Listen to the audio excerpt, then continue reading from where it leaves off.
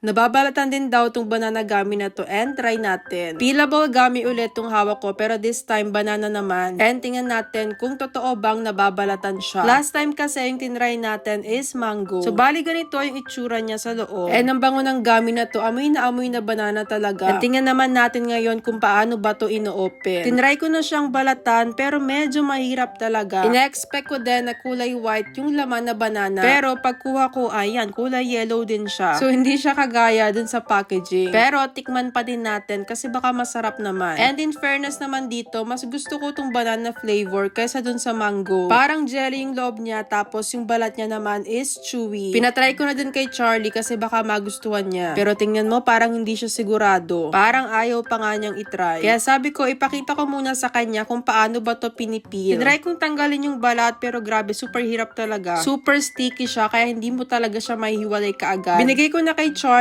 at nginuya niya naman. Di niya nga lang nagustuhan. Like it. Next naman nating ipapatry. Dito naman kay Chino. Mas mahilig kasi si Chino sa mga gummies. Pero di din niya nagustuhan yung flavor. Si Chino kasi mahilig siya sa maasim na candies. At dahil ako naman ang nakaisip na mag-try nito, ako lang din yung umubos ng candy na to. Kinain ko na lang ng buo kasi ang hirap balatan.